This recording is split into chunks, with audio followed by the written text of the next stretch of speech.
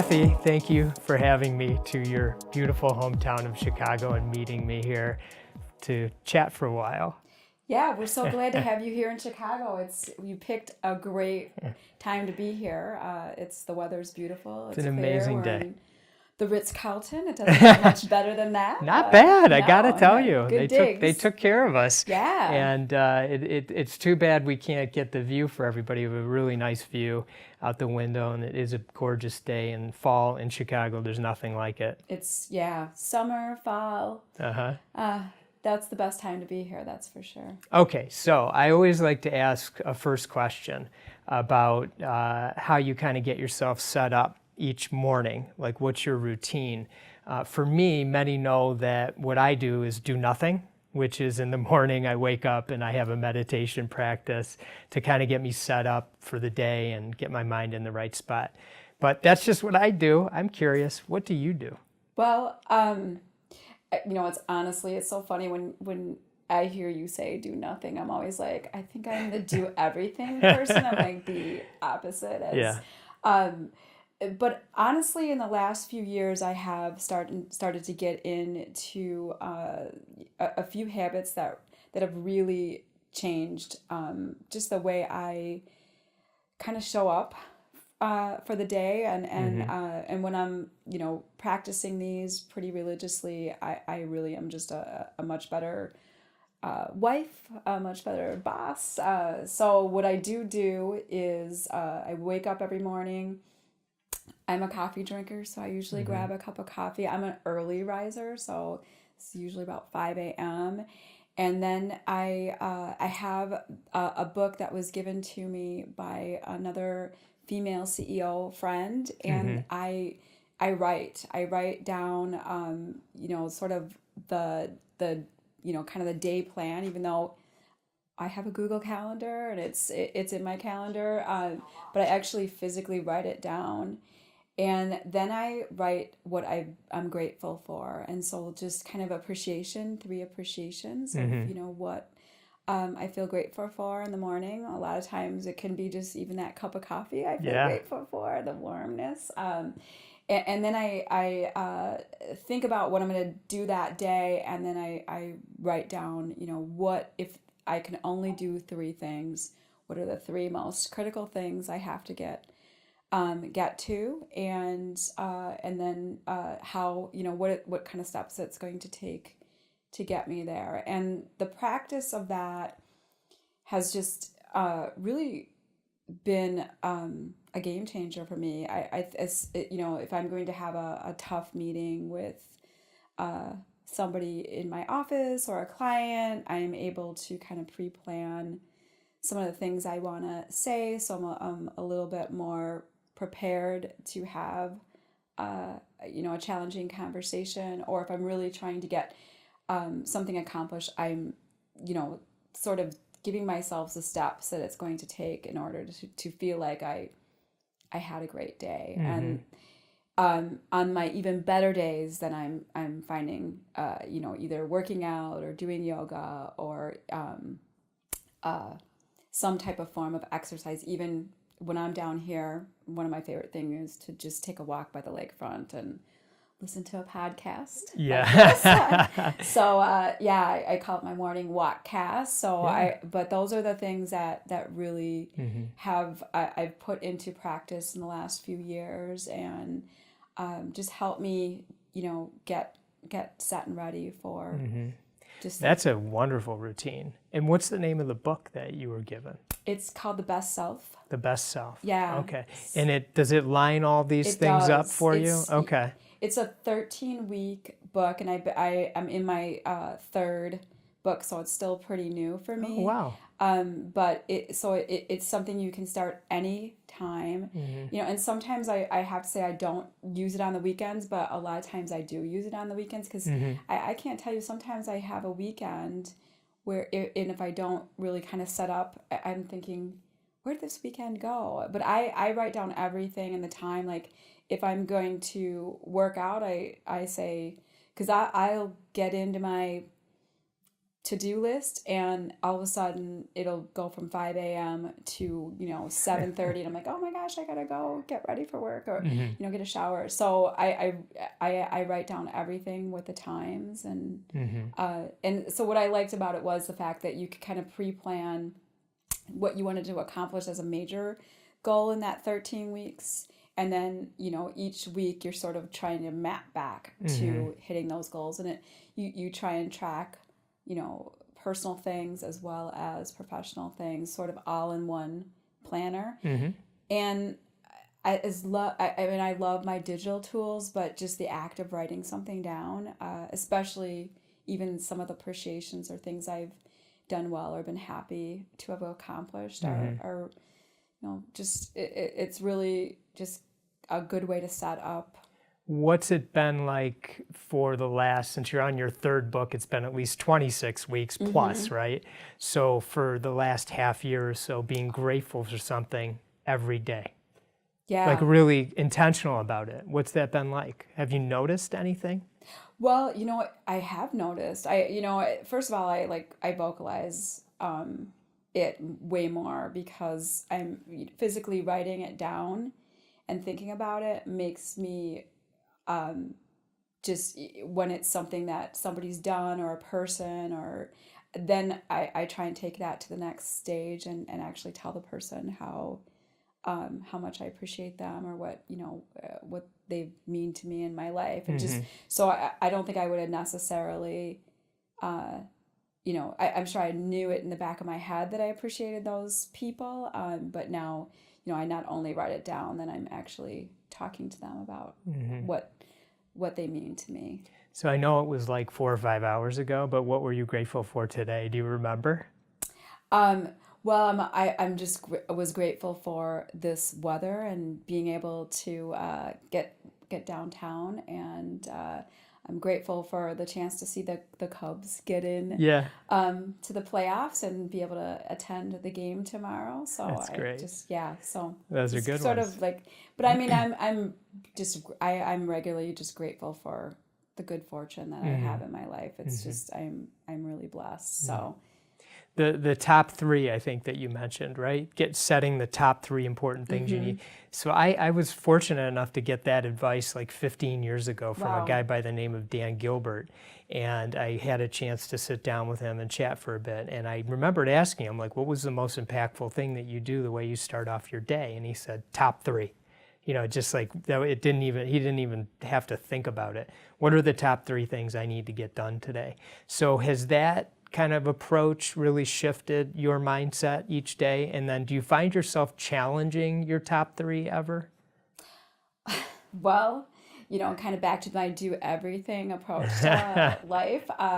What I noticed is that my top 3 tended to be more like a top 8 or something like right. that. So that's what ends up happening. Yeah. So I think that pretty early in, because at first I wasn't great about like writing down times, and what I was able to kind of unpack was the fact that I always thought, and I think anybody that works for me or my children or my husband would say, I always think everything's a little bit easier than it's truly is, and it's going to go faster. And so just recognizing that if I wanted to write a few meaningful emails to a client or a friend or something, that it wasn't going to take 8 minutes to do that kind of intentional communication, albeit even by email, was going to take way longer. So I think early on in my first book, that's when I really got more committed to putting time to things, because I just really didn't ever give myself enough kind of leeway to what it was going to take to actually get those things done. So I'm a little, I still think sometimes when there's another section where you look back and say what you learned about the day, and I regularly still say I learned I'm trying to put too much in my day. So. Okay, that's good. That's really good. I guess I didn't learn it too well because I was still putting too much in my day. Well, it's morning and you're just, I can do it all today. And then the day starts to really unfold and the busyness. Yeah. And I think, really challenging what it is that you're writing down, not making it a to-do list. So I have a top 3 buddy. Do you really? Yeah. So we text each other our top 3 every evening, our top 3 for the next day. Wow. Yeah. And so sometimes we'll challenge each other because, I might put down something that I'll just say it's not really moving me forward in the way that he knows that I need to move forward in whatever I'm doing. So he'll send me a note back and say, is that really a top 3? And so that's been a cool thing to be able to have a top 3 buddy. No, I love that. Do you share your top 3 ever? No, I don't. But that sounds like the next level. It's fun. I honestly love it because I do think that too. If you're trying to set some kind of major goal that's going to take 2 months or 3 months or whatever that time frame is, you can't. I'm classic for finding ways to circumvent that. That real harder goal. One of the habits I do think is really a great one is trying to accomplish the most difficult thing that you have to do in a day first. Yeah. Because it's so easy to put it off, but the feeling of this is from the Junto Institute. We went as a team. Through an apprenticeship program with the Junto Institute here in Chicago, and that was one of the most meaningful habits is trying to, I don't do it always, but if I do it, just feels so good. It feels great. Yeah, wow, everything's so much easier once that's done. Get it out of the way, right. Get that win, move forward. I think the other thing that with writing down, your agenda or what you need to get to, even if it's not as important as your top 3, is that you get a little bit more protective of your time when other people try and disrupt it. It's a great point.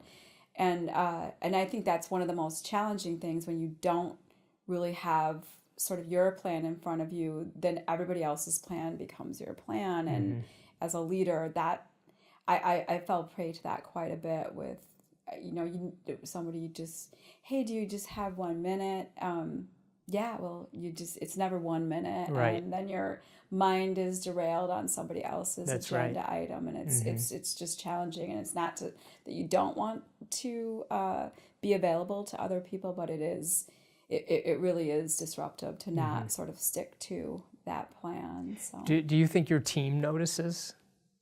Has anyone said anything to you? Well, actually, there's a few of us in the office so I gave everyone this book. Fantastic. And not everyone's using it, but many of us do use it. And a lot of people do kind of journal and use journaling as a part of their daily habits at our office. So I think that that kind of shared approach to trying to, we're kind of in this too, this trying to learn how to protect our schedules a little bit more as a organization, because disruptors are just they're not good for anybody. And so if I'm asking people to respect my schedule and my to-do list and agenda, and then I'm disrupting theirs, that's not fair either. So I think we're just trying to move to this as as an organization. It's we're not perfect at it, but it's something that I think is really going to be important for sanity and productivity and all those employee happiness. Yeah, I think when everybody has those great habits like that, you just start moving forward in ways that maybe you hadn't before. It's a little bit more fluid, I feel like. Yeah, if we're all kind of using the same, tools in some manner, I definitely, I have seen that help everyone. We also use one other thing in terms of teams. So I have 7 people reporting to me, which is obviously a lot. Sure. And so our department heads also have people reporting to them. So we've gone to this, for our one-on-ones, we've gone to this practice of, it's 5 and 5. So you answer 5 questions in 5 minutes. And it just really kind of gives you an idea of where the people that you're going to be meeting with are at. So, like, even though I have 7 people reporting to me, I don't necessarily know every project that they're working on. So one of the questions is about, like, what are you most proud of? What are you most excited about? What's keeping you up at night? And then like a leveling of where are you at emotionally on a scale of 1 to 10. So that practice has, for me, just allowed me to kind of know, first of all, like, how cool is it that you've got this like historical idea of how people that are working for you are excited about stuff or proud of things they're working on. So you're getting them to articulate what they're proud of. I'm also doing my own 5 and 5, so they know where I'm at, what's happening with me, how I'm feeling.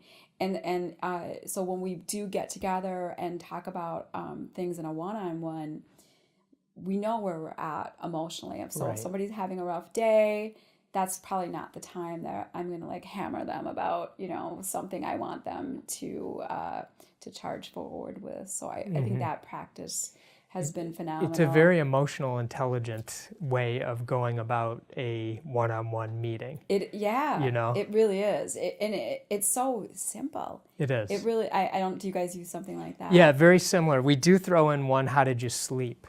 Oh, because we've found, obviously now, especially the way people are talking so much more about sleep, is that sometimes people just aren't on their game, and it really had a lot to do with the fact that we found that a good number of our team members just don't sleep well. Yeah, which is amazing.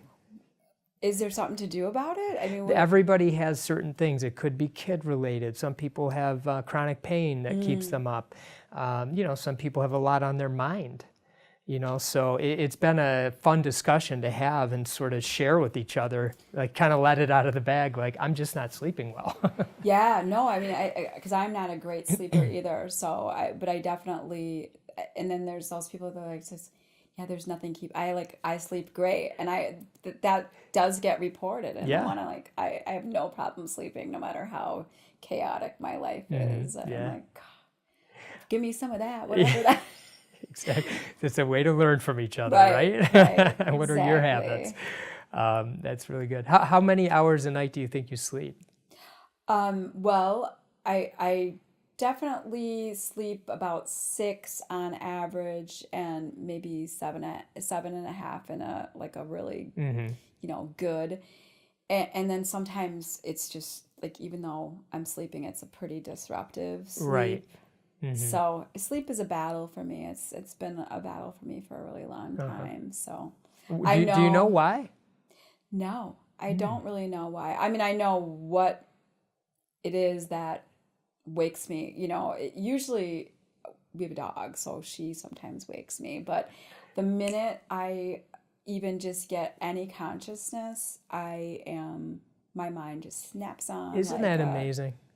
That you could be in a dead sleep, and then you wake up, something wakes you up, and your mind just starts going immediately. It's terrible. I'm fascinated by that.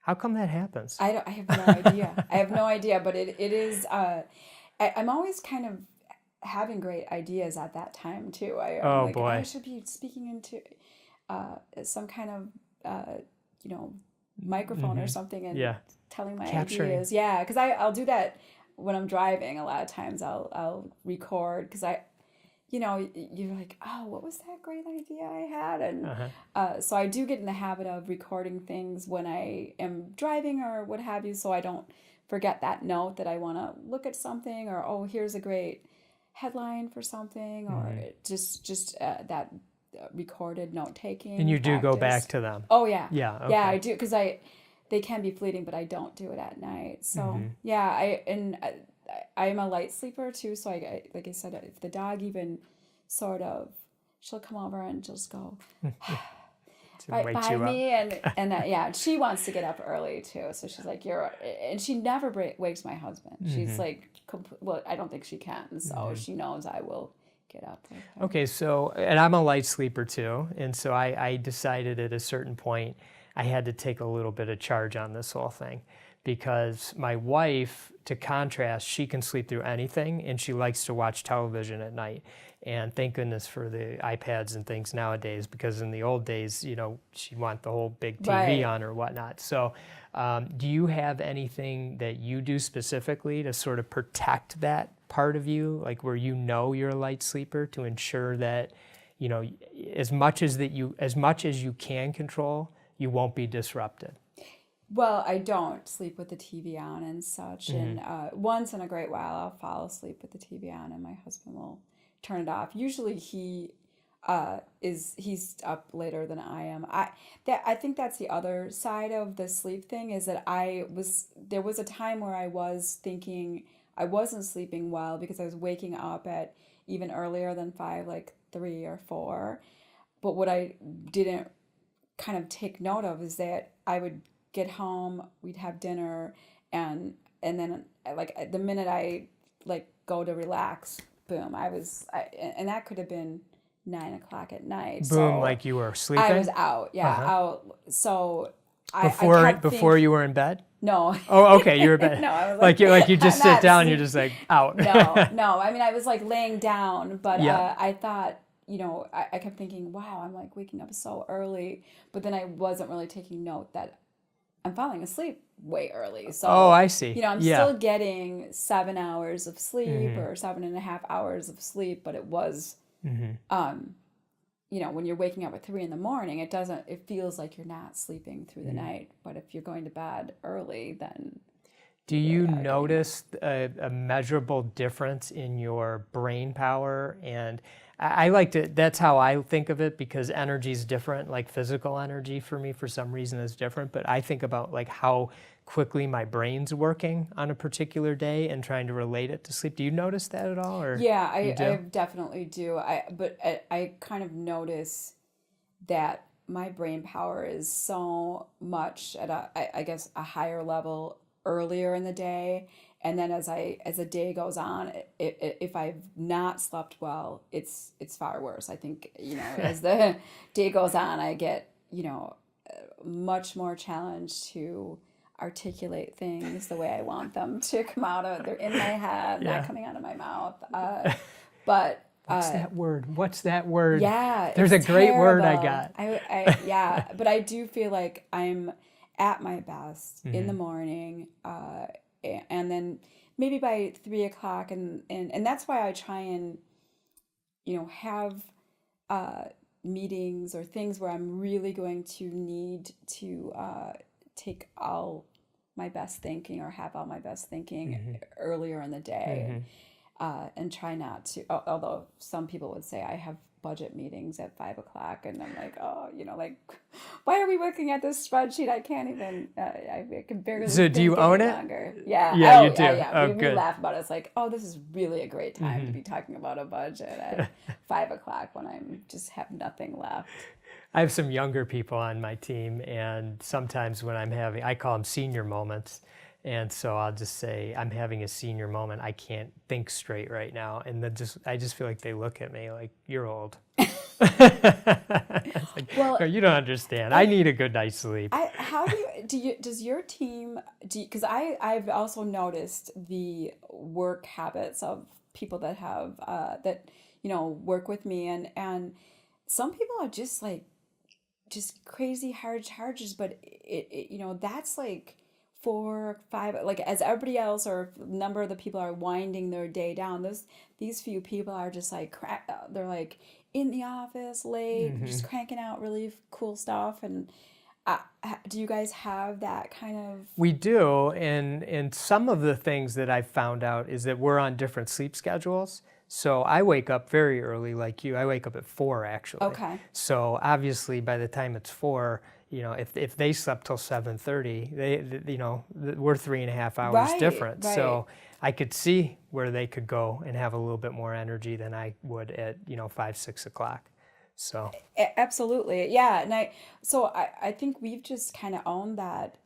We have kind of a set amount of or set hours for the business operationally, Right, but right. we're not really as bound to it in terms of you have to be here by 8:30. I've Yeah. always had that philosophy of, especially for people that commute any distance to come to the office, the last thing I want, you showing up first thing with is being frustrated because your commute has been hell Right, on earth. So, right. that we've always say, hey, find your right drive groove so you can get into the office so you're not feeling just frustrated and Yeah. angry to start your day. So we've never had that, like, you have to be here at 8 kind of thing. Meetings, if you have to be in for a meeting, then that you'll have You to got to figure make out a it way right. to work that Yeah. out. But Mm-hmm. uh, I think we get a lot from people that just are better at, are working at the times that they're just more productive. Yeah, and I like that setup. Yeah. It's great that you can have a company and an organization where you have that flexibility, where people can really find their right groove. Well, when you're creative, it is sort of interesting. Even I think I just realized in terms of our development team, more recently, and I guess I don't know why I never gave them the, like, they're really, really creative too. It's just as you're looking at code and it doesn't look, it is very creative. I shouldn't say it, but Yeah. I didn't realize that it takes so much brain space to work on something from a development standpoint for days or weeks, and being coming from the creative side of our business, being a designer, and in my early career, I had a lot of like empathy that it's just difficult to wake up and, okay, I'm creative, that is not how it works. Yeah. So giving people leeway around doing the job when they're feeling the most inspired and creative is I think the only way you could really operate a company like ours. Yeah, for sure. Okay, I want to take a step back Sure. with you for a second. Did you grow up in Pittsburgh? I was born in Pittsburgh. Born in Pittsburgh. Yes. Okay. And how long were you there? A short period of time? Just till I was 3. Okay. Yeah. And then you came to the Chicagoland area. Is that right? No. Okay. Then we lived in Alabama. Oh, wow. For how long? Just a short time. Okay, a little Alabama. blip. Uh-huh. Yeah. Then to the Chicago area, Then up and then here. out east. We moved. I lived in Massachusetts. Really? Where? Right outside of Boston. A couple different places in Massachusetts. Okay. Boston's still one of my favorite cities. Yes. It's awesome. Very And how long were historic. you in Boston?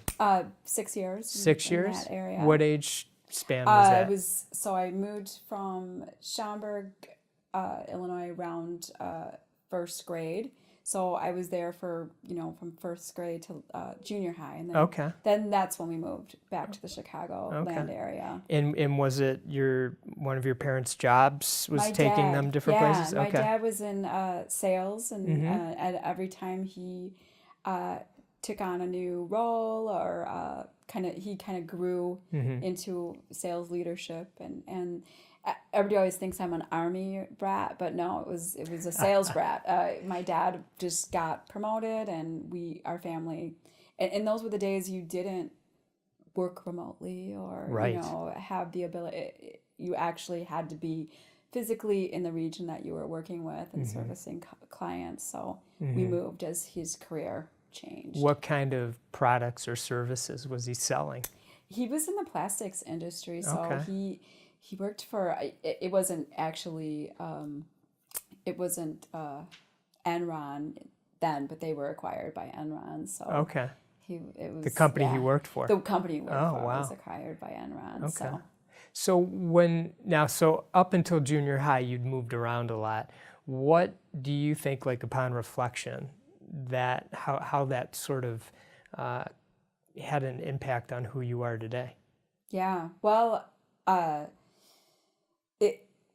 I don't know exactly, but I would say that a couple of things come to mind. I think one thing would be that I had to sort of start over a lot. And that kind of resiliency is something that showed up many times in my career and just in my personal life, just being able to kind of say, this is what is happening, and I'm going to have to just kind of step forward and start over. I always thought, like my husband has like lived, about 10 miles from, his birthplace, and always, it's just so unusual to me to be able to run into people that you've known forever, because that's just not been my experience. So that would be one thing. And then, we really traveled a lot as well, like mostly domestically, and lived in a lot of different states.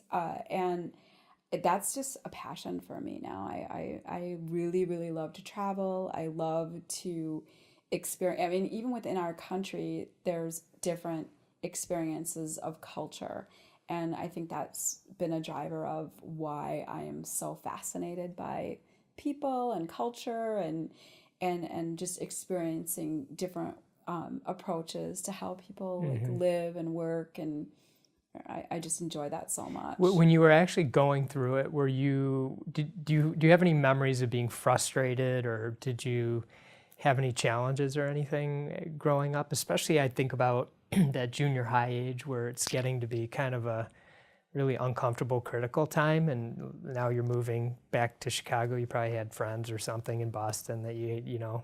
Yeah, no, I lived outside of New York, New Jersey. It was probably the hardest place that I was devastated. So I think I was just old enough to have this concept of what Illinois or Chicagoland was going to be. I pictured everyone in overalls, and I just was, like we're moving to a farm. It was not like that at all. But that was in my head. Living right outside New York City, just that was really kind of the thing to me, is ending up in New York, and I was just could not believe my parents were taking us to Chicago, and it just sounded like a whole new world, and it was a lot different. But were you verbal about it? Oh yeah, yeah. Yeah, so like, was it the sort of thing like, yeah, yeah, lots how of could tears? You do this? Yeah, oh yes, yeah. It was bad. How did they handle that? Oh, I don't know. Did you talk to my mom? My mom, and so my dad traveled a lot, so I think my mom was like our core, and she always just made everything special. So I don't think I ever, even though, we didn't have a lot of family around, we were kind of starting over again, she really, really made our whole life just so special. So holidays were very special. Our birthdays were very special. And she really just made it okay. And we had a really tight kind of nuclear family. My sisters and I are real close in age. We did fight quite a bit when we were kids, but we were real close in age, and so we had each other as we moved to different locations. How many sisters? I have two. Two. Any other siblings? No. Okay, and what are your age differences, and where are you on it? I'm the oldest, but I look the youngest. No, that's like I won't ask it's them. an insider joke. Okay. That you might hear differently from my sisters. But so I'm the oldest, and my middle sister is 18 months younger than I am, and my youngest sister is 13 months younger than my middle. Wow. So you could really be like in a friend, almost a friend type age. Yeah. So when your mom was keeping it all together, was there any resentment, or were you just saying maybe subconsciously saying to yourself, I'm really annoyed right now, I'm very upset about it, but I feel cohesiveness, it's cool, it's going to be okay? Or I think that we were pretty used to it. We moved quite a bit, and so it was just something that we had to do every few years. We kind of started over, and I don't really remember feeling, aside from maybe the New Jersey to Chicago move, I was just getting into that. I had a lot of friends, and I felt popular in that environment there, and I was I remember that being very devastating to move from that particular move. Mm-hmm. But no, I don't think that. I think we were really we always joke. Our parents were like kind of like the TV family. I mean, they never fought. My dad was like Leave it to Beaver type of thing? I swear. I mean, not that my mom was extremely progressive, went back to college, and just did things she is my mentor for just female empowerment. She really was her own woman. But she definitely, they just were so, like, the picture of happipiness as a couple. And so we always were like, oh, we should be on Oprah for the, like our parents were too, we're too perfect. And, there's no way you can measure up to that situation. And so, yeah. And so you finished up high school here in the Yeah. Chicagoland area? Yeah. Was it in Schaumburg? No, I grew up in Crystal Lake. Crystal Lake. Yeah. Okay. And then from there, was it always expected that you would go to college? Well, I don't know. Yeah, I guess it was expected. You didn't think much of it. You just did it.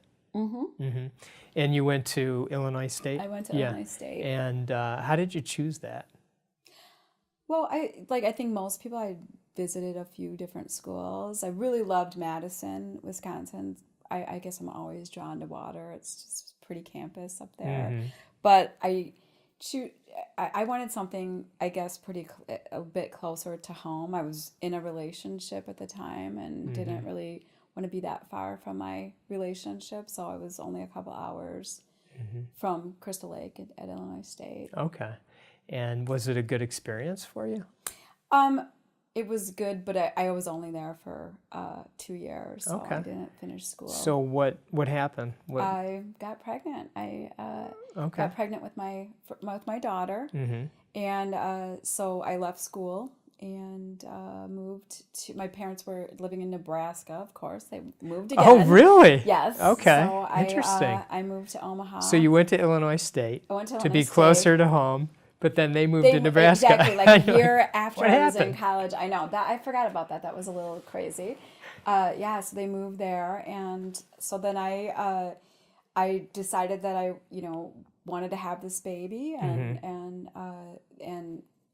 I moved in with my folks for temporarily. And so let me ask you a few questions about that.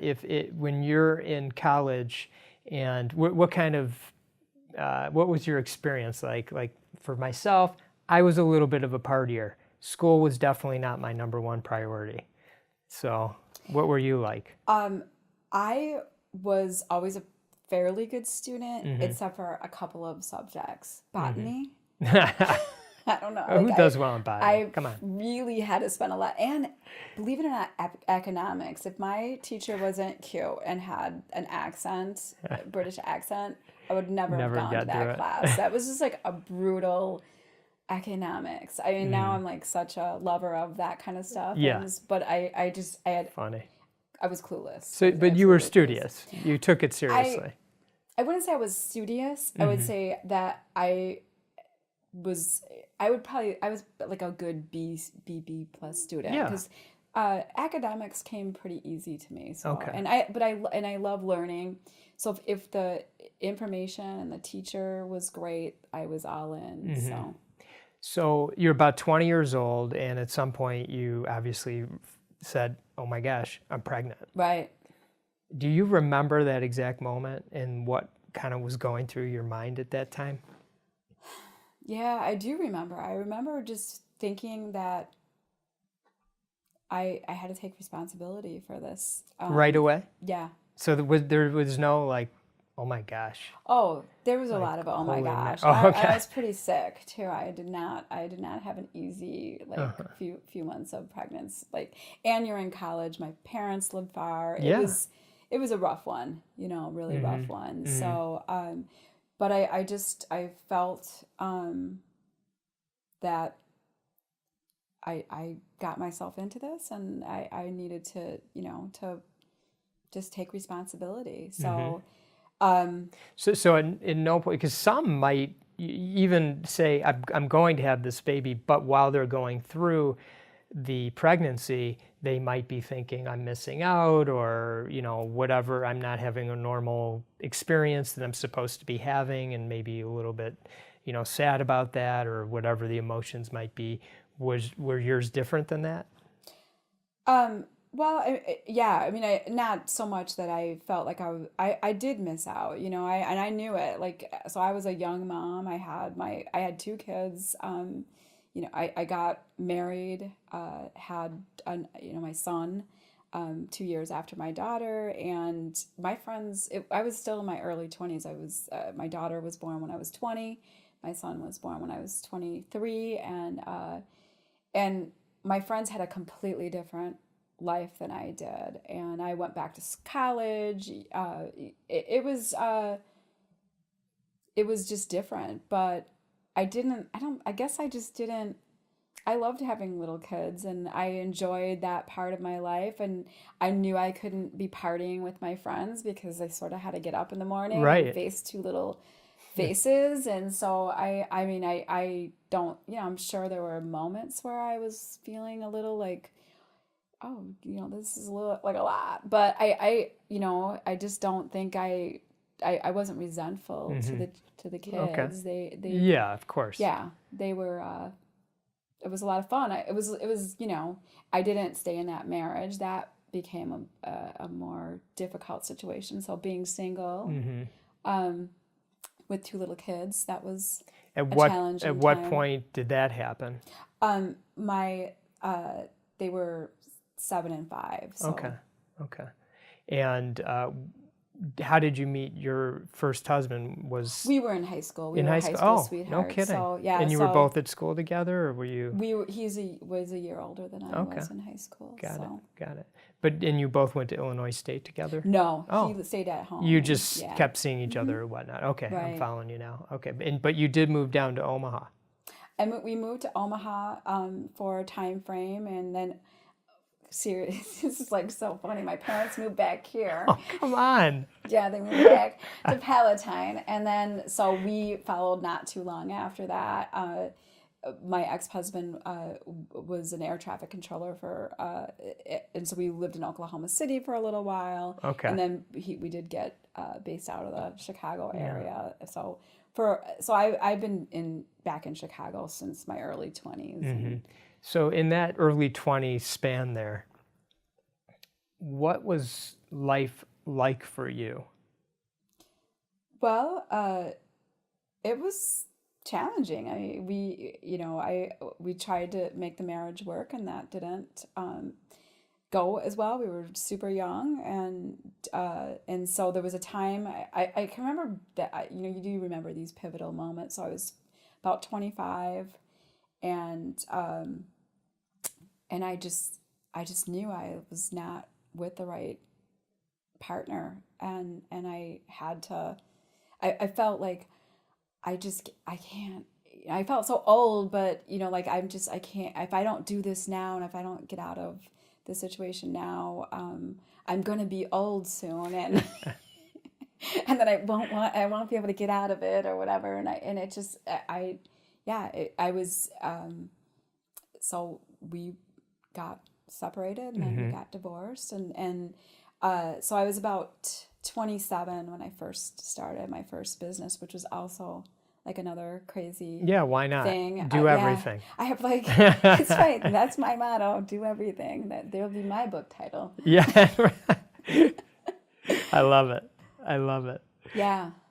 So when you moved back here, and then you decided a couple years later, what were you doing prior to starting your business? So I went back to school to be started to be training to become a graphic designer. Okay. So I had, you know, like I said, left college to have the kids, and then once I was getting divorced, I went back to school. So I was working, single mom, and going back to school, and I was busy. What part did your parents and your sisters play in all of this? And were you in any way feeling like you blew it? Because at that age, and you'd mentioned that your parents were like this most wonderful Yeah. couple, and you're like, okay, great. I just had 2 kids. Now I'm getting divorced. You know, It was tough. you know. I have to say, I knew it'd be very disappointing to my folks. I really did hate to let them down. I felt like I was letting them down.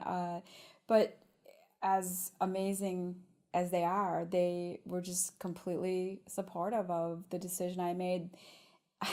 Okay, you're brace yourself, but they were living in Columbus at the time, so they moved to Ohio. Wow. So, I was in Chicago, so that was a little bit of a challenge to be newly, on my own as a single parent, not have a lot of resources in terms of help. But my sisters lived in the area, and they really did help me a lot. Especially my middle sister, because I worked in the restaurant business in those days, and so I would work lots of double shifts, and you were a server. I was a bartender and waitress, and so when I wasn't in school, I was usually working, and then so they would help with the kids or watch the kids if I got into a pickle with either my ex-husband or did not have a babysitter for those times. So they were really, really supportive. So it was a bit of a chaotic few years in trying to finish school and have to work but my parents, if something got rough, they were always there. I try to, as you might imagine, I try to always do most of it on my own, but they definitely helped out here and there. Yeah, yeah.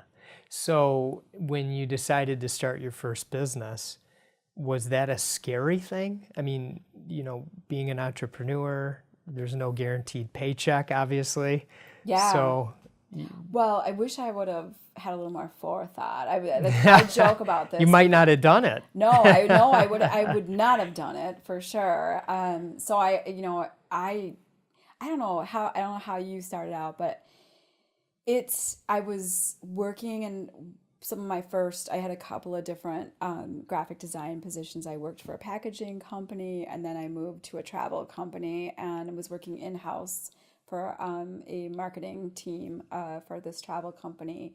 But I was freelancing a lot. I had gotten, just every opportunity to do something on my own. I always took it, and I really loved that. I loved talking with the clients about their ideas and helping, craft a logo or whatever marketing asset. And so another woman and I had worked together at the packaging design company, and so we collaborated a lot on some of these freelance projects. And so she had kind of left her job and was already starting to work in this kind of business partnership that we had, and then I I think she just kind of put it to me, like, are you going to do this or not? And I was I don't think 27, 28 years old, and I thought, all right, I'm going to do this. And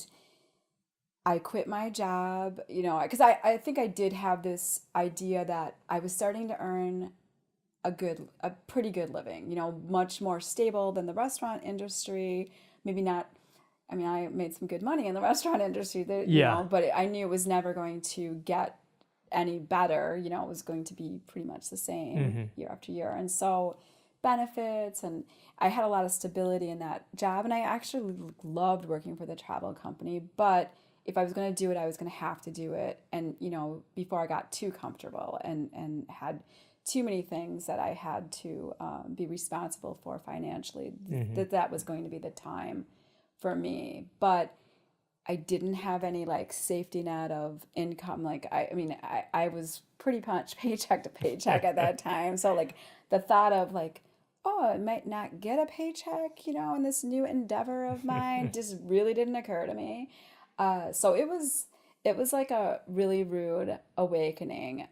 But I did know that if I needed to, I could always go back and pick up a couple shifts in the restaurant business. Yeah. And so those first couple of years as an entrepreneur were really, really lean. Thank goodness my partner's husband, they made a great living. And so when we were able to pay somebody, I was the first person paid, which that was very generous of her. So that went on. We had a couple of employees, and then she was going to have her first child, and she decided that she didn't want to really work.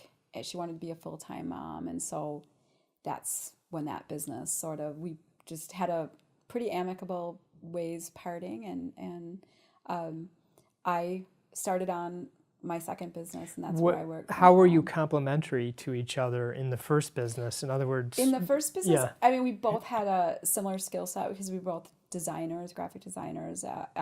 She probably had a little more writing capability. She was ultra smart and just had a great flair for words. So real talented, real talented girl. So the breakup, it was amicable.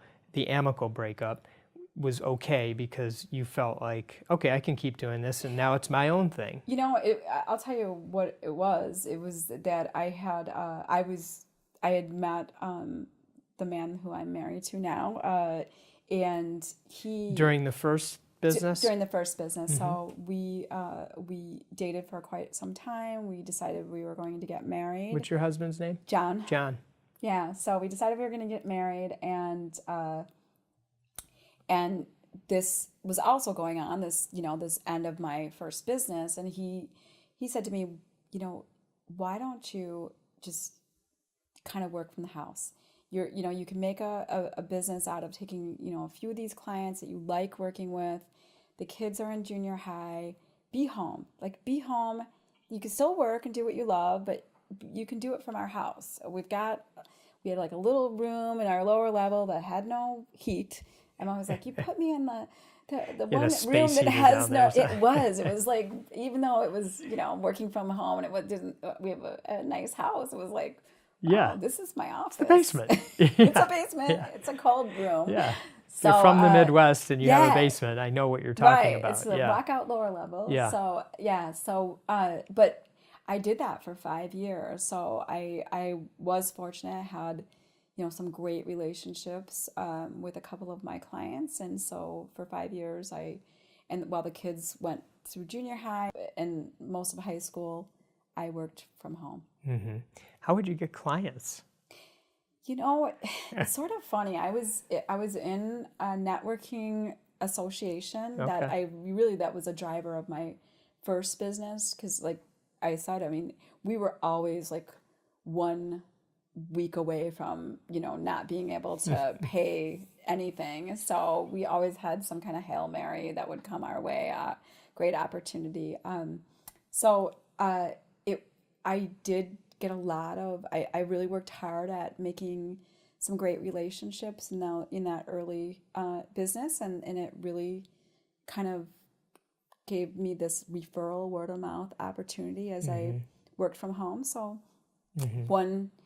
one good project and one good outcome would lead to another good project or a referral piece of business. So I was very fortunate that people liked what I was doing and gave me some more opportunities. And so I didn't, you still have to do a little bit of selling and doing when you're working freelance. I hated invoicing. And you were doing that for 5 years out of the basement, and the household was the 2 kids they're in middle school now. And middle school through John, high school, yeah. I lived through, we remodeled our house, so we had a whole summer where there was no staircase in the indoors between the upstairs and the downstairs. So I would never do that again.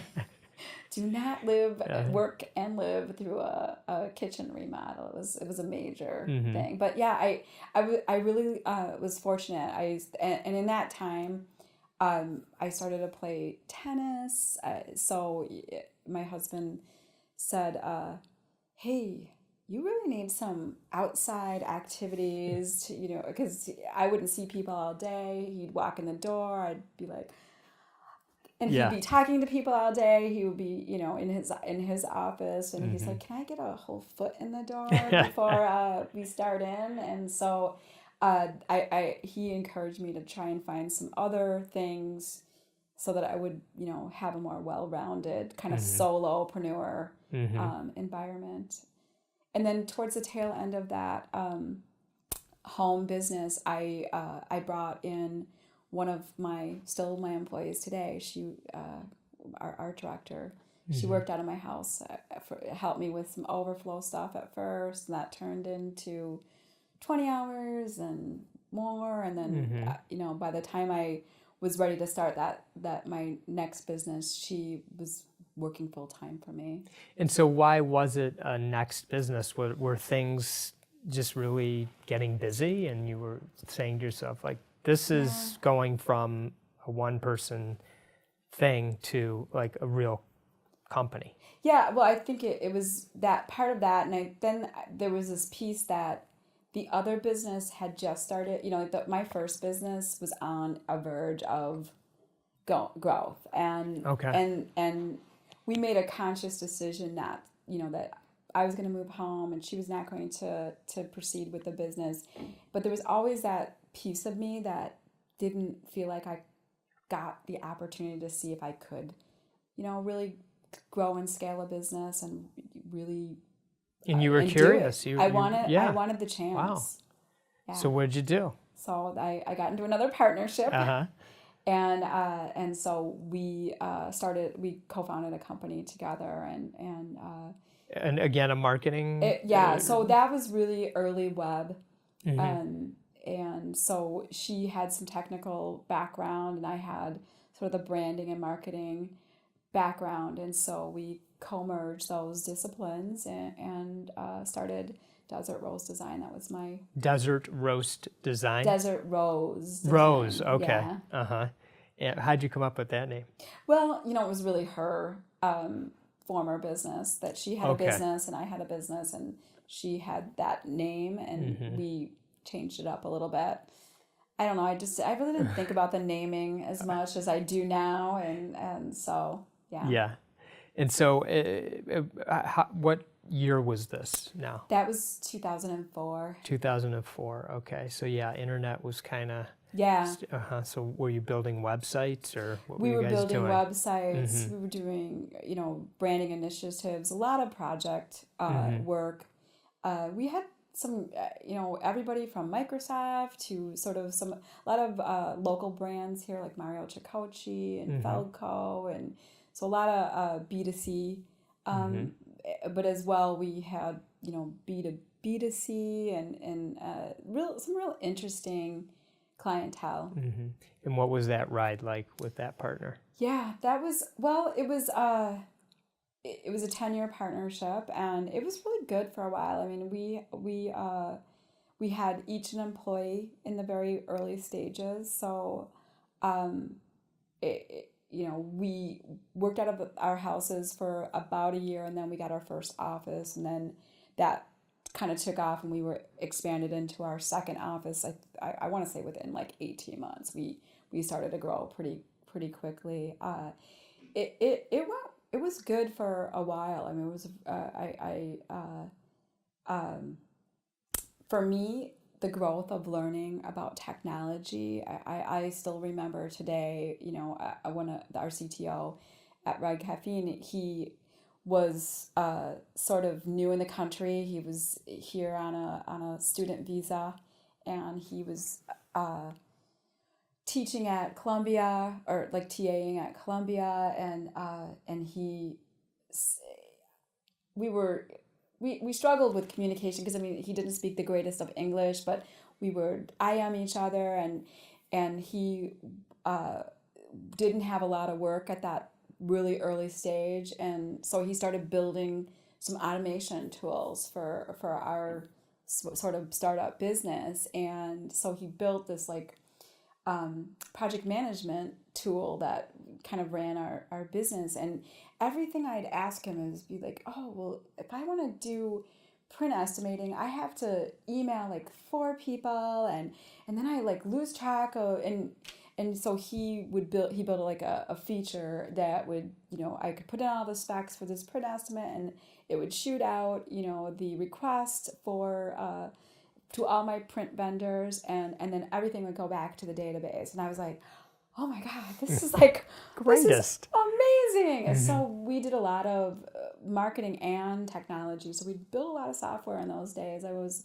joke, we were always like building Grubhub, but our clients were, not going, like they were just really just wanted to play video games and order food. So they were like only really built the tool for themselves, not really wanting to market it. So we did a lot of really cool tech projects, and I really just became enamored with both the marketing side and the technology side of marketing. Would you ever sell that as a product? The project management? Yeah. Side?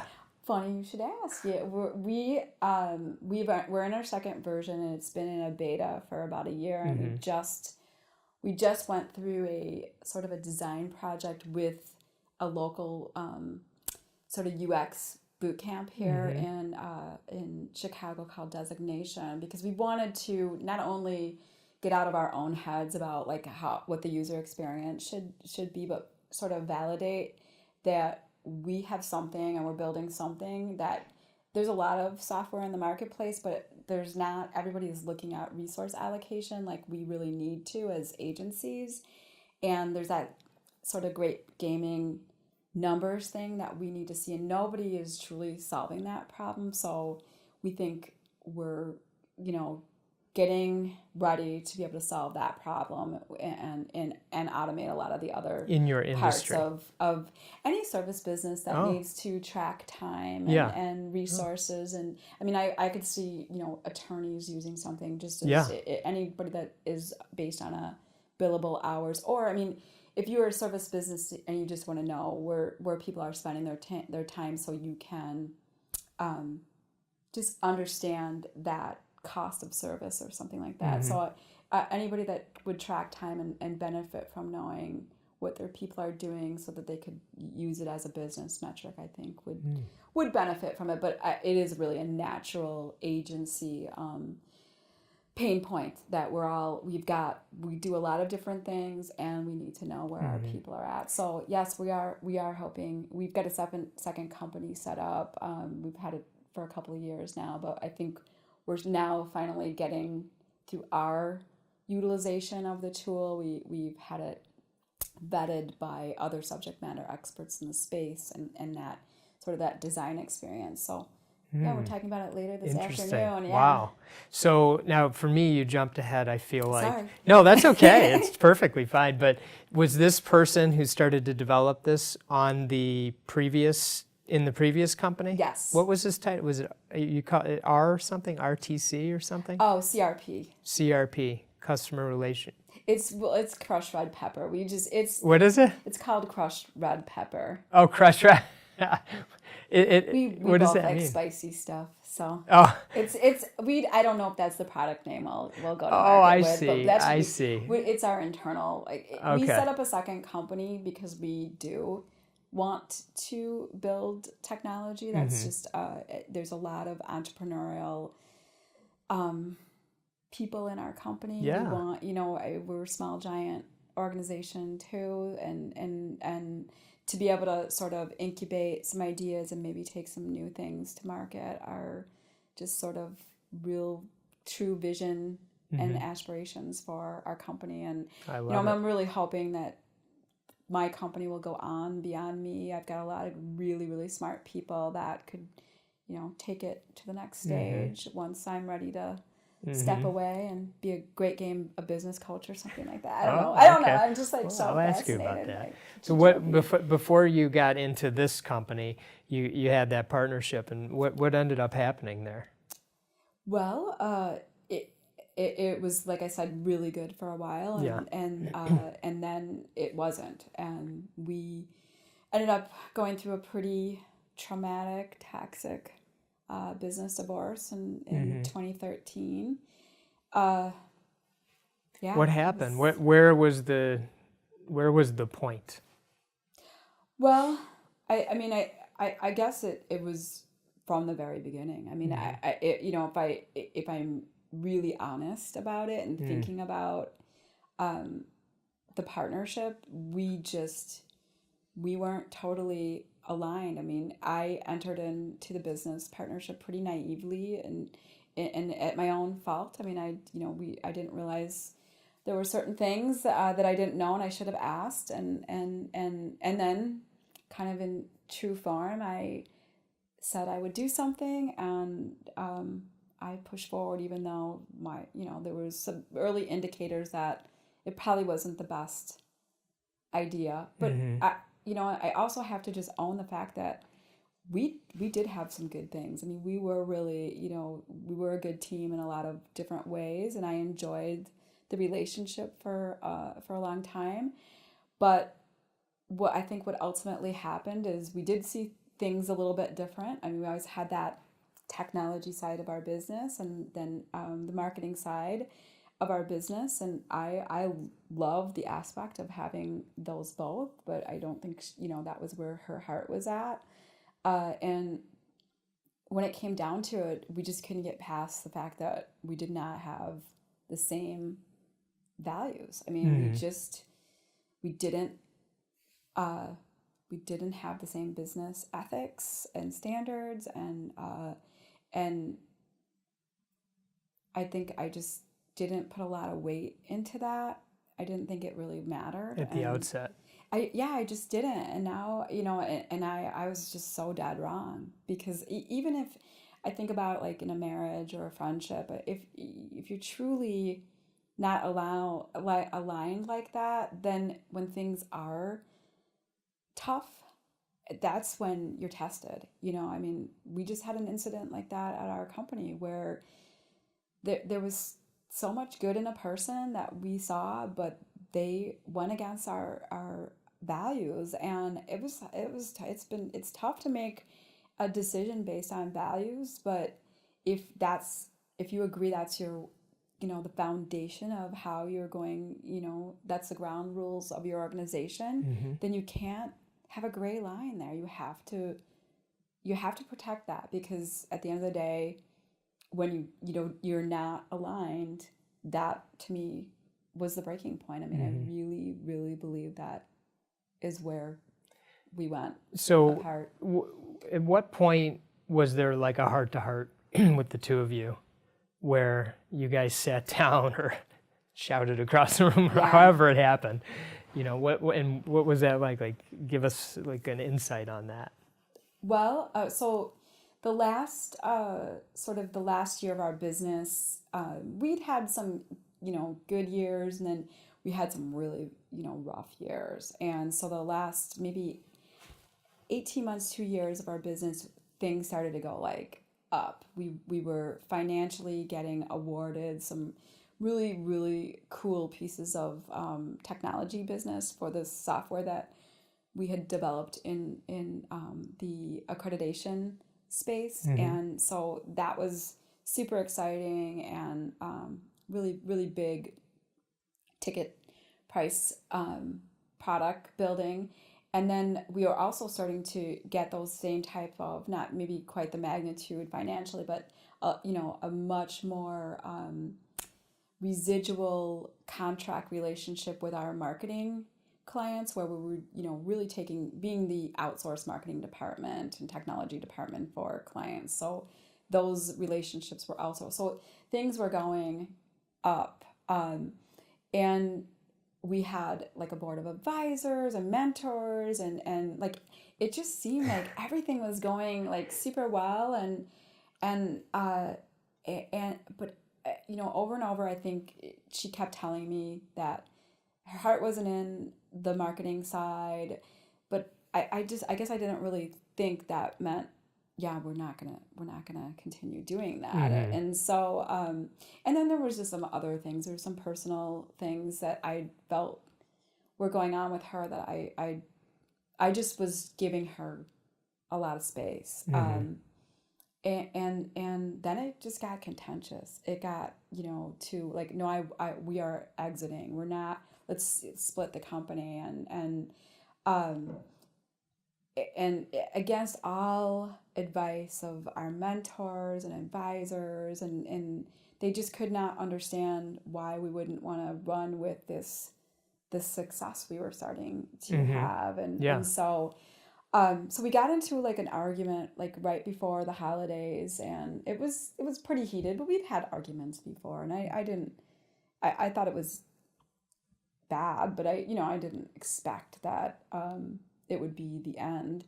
And a couple weeks later, right on New Year's Day, and when I got back to the office on the day after New Year's, so on New Year's Day she called me, but I didn't know. It was like a weird thing. I had gotten a new phone. Like my voicemail wasn't set up. It was like I didn't get a message for like over a week. So I didn't really even know she called me on New Year's Day. So on the day after New Year's, I got a letter from her attorney that she wanted a business divide. So did your voicemail wasn't set up? Did she leave a message to say, I want to? She left a message that said, you're going to be, I've hired an attorney. Okay. And did you ever end up hearing it? I did, yeah. So, one thing, so my perception on that is your relationship had deteriorated so much that she was willing to actually leave that sort of news, which is huge, on a voice message. So it was in a bad spot. But you didn't really feel like it was the way she did? I guess I don't think I did. I thought, I really thought we'd had ups and downs in business. I think it was pretty natural. Yeah. It is pretty natural to not always agree. And first of all, I didn't realize that anybody could do something like that. I didn't know you could like agree to divorce. It was a partnership, 50-50. So I had we had a partnership agreement. Who crafts one of those thinking that they're going to have a division of their business at some point? Certainly not me. So I didn't even know that was even feasible. So yeah, there in that first 30 days, I was completely rocked. I was super hurt.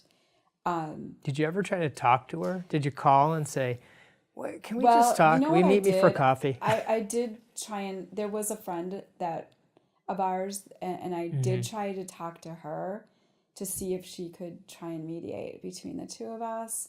And she was really siding with my ex-partner. So I just didn't even feel like, no, I didn't, and honestly, I don't think I didn't.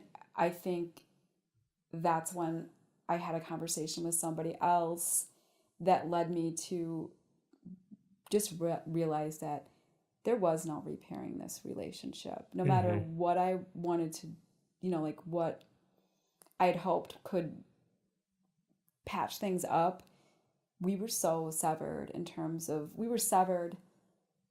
just how we operated as people, that it was just never going to be right to fix it. And I don't believe that she really did not want it to be. There was no like turning that ship around. And to your point, it was probably far too far gone that I could have ever turned it around. But no, I really didn't make a strong attempt to talk to her about where things were at. Okay, so at this point, you had how many people on your team? It was a crazy year. It's like we had 2013. Yeah. So I think we had around 22 people, or 20-ish people. And was the ourselves. New Year's Day 2014 or 2013? It was 2013. Okay, so 2012, all this great stuff's going on, Right. except for the relationship isn't great. It's ebbing and flowing, and you're dealing with it or whatever. I think it. You it thought was it was. It was a few months. I'm not kidding you. I mean, it was. I mean, I still had voicemails of like, oh my gosh, I just can't. Everything's so great. Like seriously, it went down like super fast. south. Something hit fast. It did. And so you had these 20-something employees, and now it's January of 2013, and this is all going on. And like, are they wondering what's going on, or did one or both of you address them and say, here's what's going on, and Yeah. So brace yourselves, we're going to figure this out? Or there was a couple of there was a few meetings called that I wasn't aware of. So like an all staff where I'm like at a client, and so yes, those things happened. But what was kind of, I don't know if you'd call it fortunate, but there were two teams anyways. We were moving to an operating model where one team was going to work and be dedicated to that technology that we were building, and the other team was going to work on all the project and marketing related projects that we had. So we really did have a pretty clean line of who was working on my team and who was working on her team. So that was already happening. That's where the business was going anyway. So we did independently sort of meet with our teams and talk about what was going on. And the only caveat to that was the one, her first employee he approached me really early, and it like weeks. And he said, what's going on? And I said, I'm really not, because our attorneys was like, my attorney was like, do not talk about it at all. You know, like I said, I really can't, talk much about it. He's like, well, I know something's going on because I'm being told to lock down our technology so you can't get access to it. And he's like, she's an owner.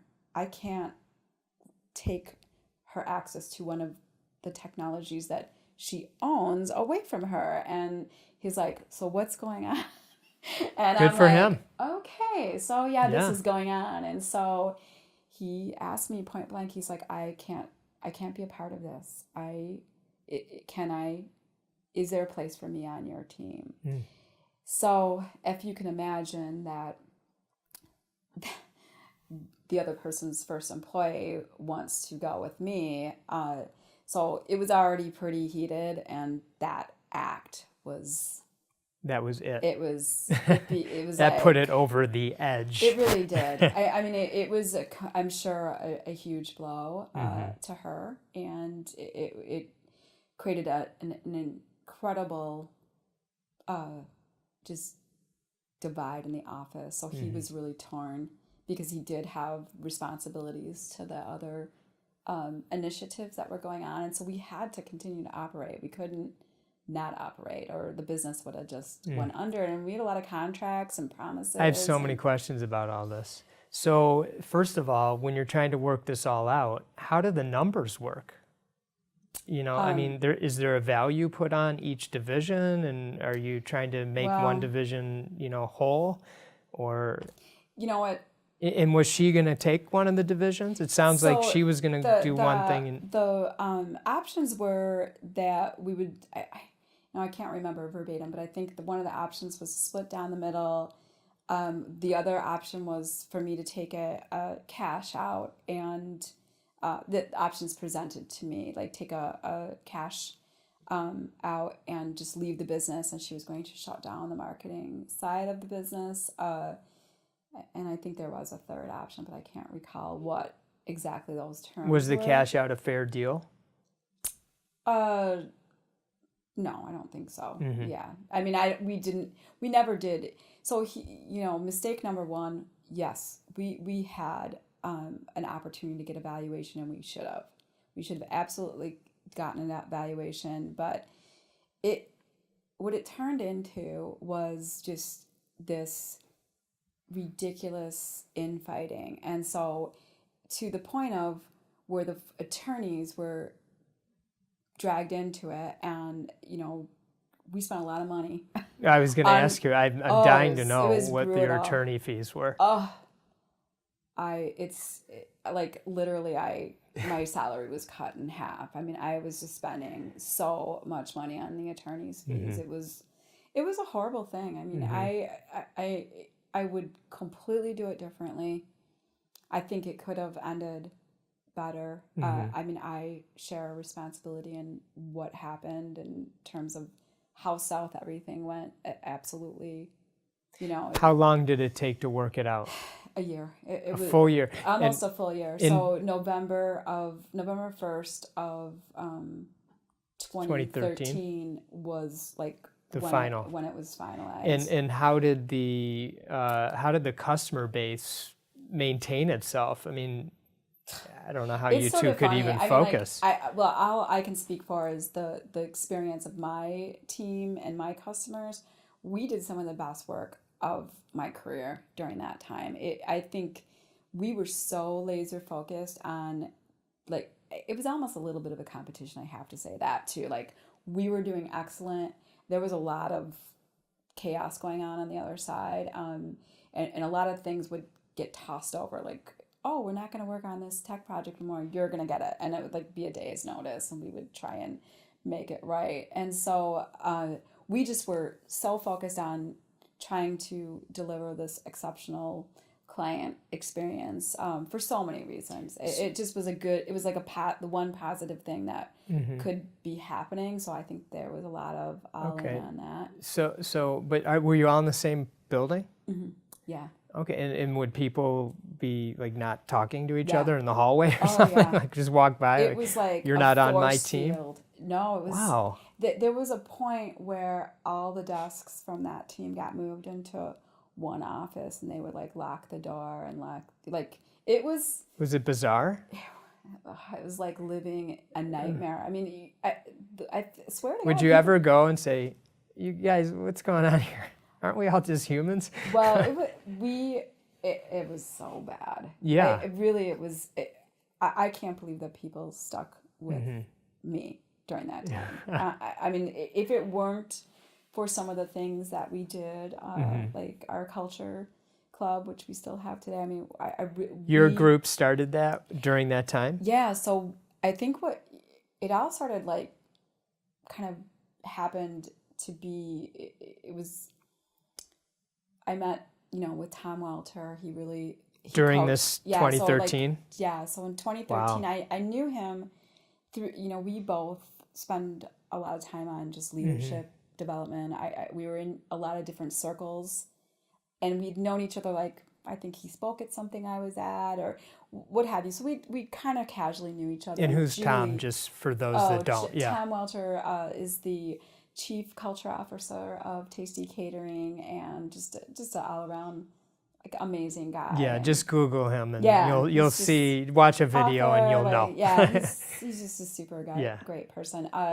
So he had a breakfast. Julie said, you gotta go meet with Tom Welter, and I'm like, I don't want to talk to anybody. Julie's one of your team members. Julie's Yeah, one of your employees. key people. She's our VP. She's awesome. And so she's just like, just have a breakfast with him. So I did, and I thought, I'm going to do this because I shall never stop.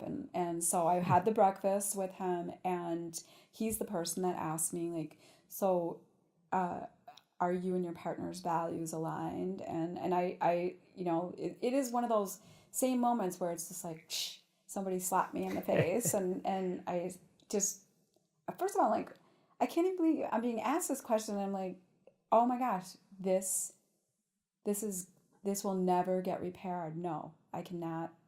We are not aligned. And so that breakfast turned into many breakfasts following. And so he really held my hand.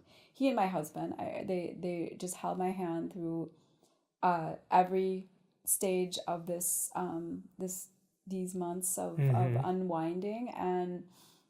And so in June or in May, Tom said, if you're finding value in our talks, I really think you should come to the Small Giants Summit in San Diego. And this was in 2013 before it was all worked out. And I'm like, I can't leave right now. And he said, you have to come to this.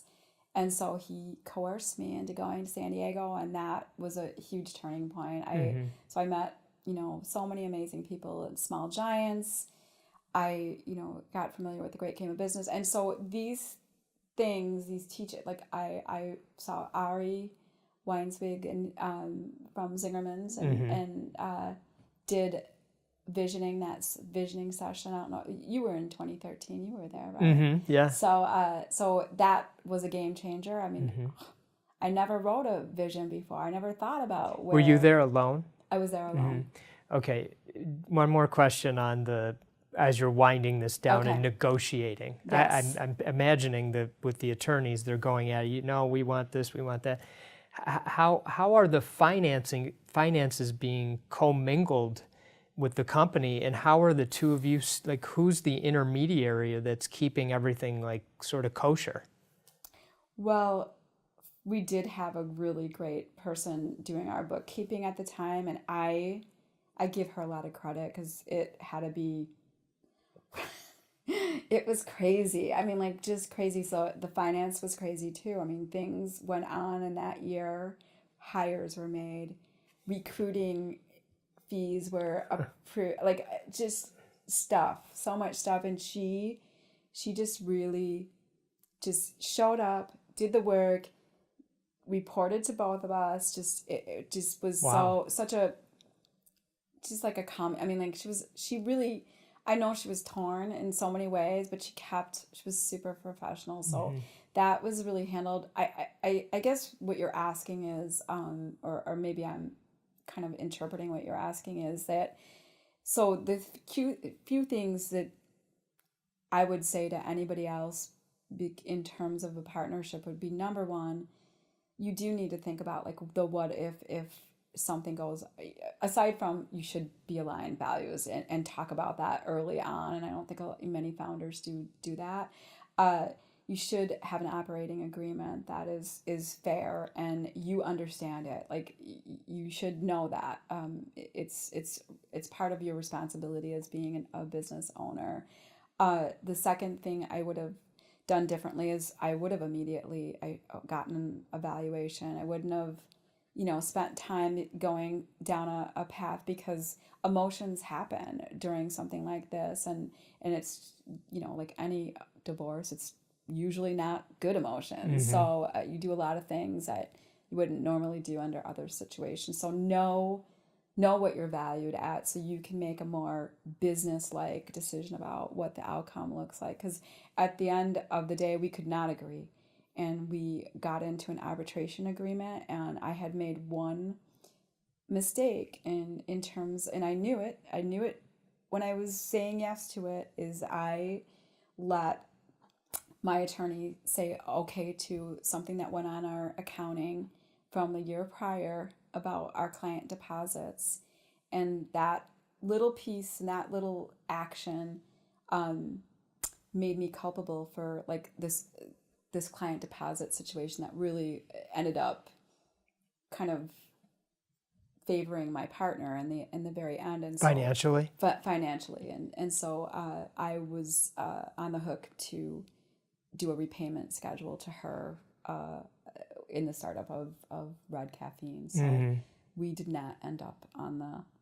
So, it was to my team's point, they were really, really devastated, because all we did was do the right thing the whole time. Like, we didn't overspend. We did the work. We gave great service, and we were all very blindsided that the arbitration did not go our way. When you went to Small Giants in San Diego and you show up and people are getting to know you and you're trying to explain what you do, but in the back of your mind, all this crap is going on. Are you sharing that with the group or with these people, or were you just trying to do your best to, kind of... Yeah, no, I did open up there. So I met, it would take me a day, I think, or so. But first of all, just the environment of being with other people that care about values in terms of how they run their organization, and just the Small Giants principles. And I would say, 99% of those people are truly authentic, and you just kind of knew it. I don't know why you knew it, but it was always the way I thought business should be done, but I never knew people actually operated businesses like that. I'd never read the book. I really didn't even know what I was actually getting myself into. I just believed in Tom. And so yes, on a dinner really early on, I did share some of the stuff with a few of the people that I was having dinner with, not the general crowd. And then another entrepreneur, Rochelle Rizzi, had a similar partnership story at that event with an agency. And so I was like, oh my gosh, she's telling my story. And so, I tapped into her at that event as well. And so we talked a lot about partnerships and obviously our two experiences there. So and as time has gone on, I've just become closer and closer to a number of the small giants, and especially we have a pretty strong small giant community. Yeah, you do here in Chicago. Yeah, and it is a group where when you walk in, it especially if you're not familiar with it, it is kind of a very unique situation where there's just so many authentic business people in one room. Right. And, and a lot of humility. Yes. And it's just like the opposite of so many other groups that I had been a part of. Right. So, But timing, it was, by the way, for you. It was crazy. It was, and I do have a little bit of everything happens for a reason kind of philosophy. So it was, but the question you asked, if you asked it about how I was talking about it in the marketplace, like in terms of business development and just networking in general. No, first of all, I was really trying to follow the rules that my attorney sort of outlined, that I really shouldn't be talking about it. So it was so tough to go.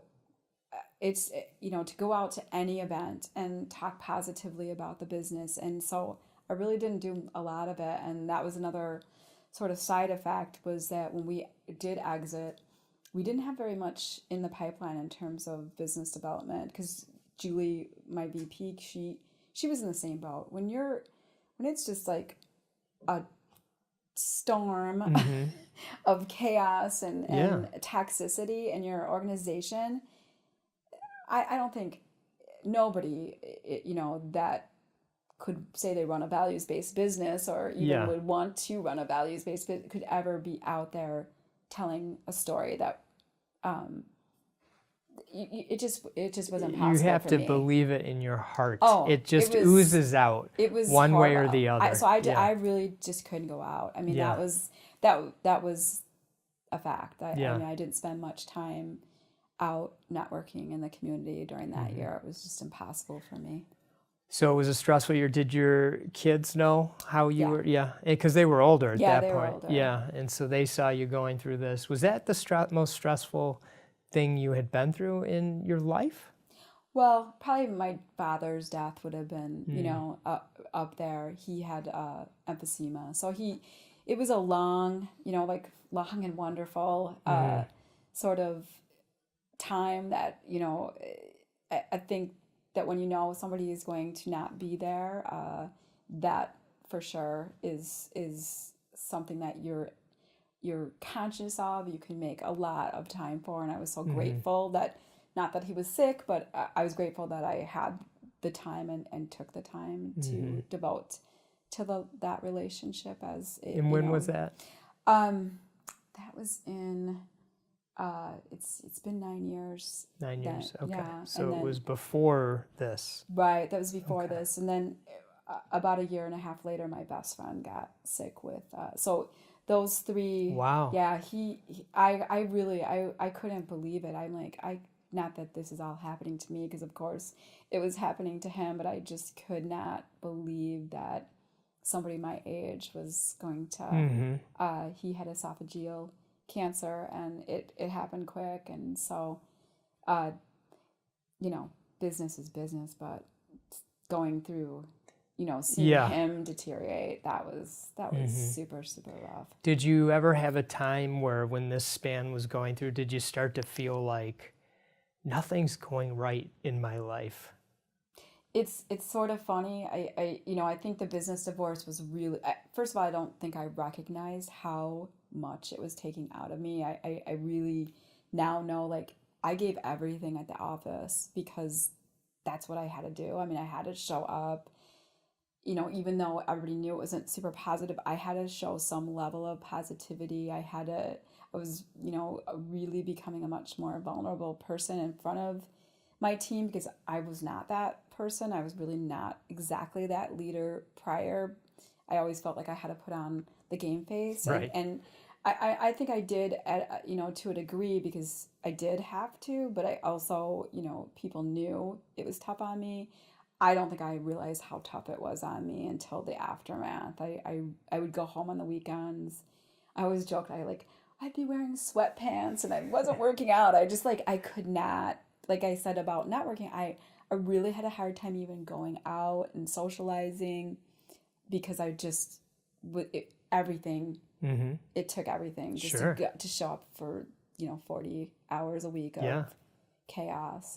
So when my friend got sick, things were turning around in my career. Like our business was taking off and good things were happening for me. And the challenge was watching him die. It was like, I can't, it's like I was watching a movie. It's like surreal. Oh my, I couldn't even be happy. Like I didn't want, the person that I would, you know, beside my husband that I would want to share happy news with, because he really also was like, you know, such a champion during the business divorce for me. I was like, I felt so bad. Like things were going good and things were not going good for him. So it's like, I don't think I was feeling, you know, like, oh, you know, nothing's going right for me. I was just feeling like, I feel like I can't enjoy the good because it's just, you know, not fair that he's sick. It almost like guilt. Yeah. Like things. But I mean, like I have to say, he always wanted to hear the good things because he got so sick of talking about being sick. You know, I mean, I you know, that's. I guess I would completely get that. Yeah, you know? for Tell sure. me about what's going on well for you, because I really all I keep doing is going to doctor's appointments. So on November 1st of 2013, when you and your team, I guess, got to be independent of your partner, did you have a name? Had you strategized what was going to happen? Where did you go to work? Did everyone show up? What was it like? Yeah. So we weren't sure. You know, there was a part of Julie and I both thought that the name had equity. We really tried to retain it, but we knew we didn't have 100% guarantee that was going to be possible.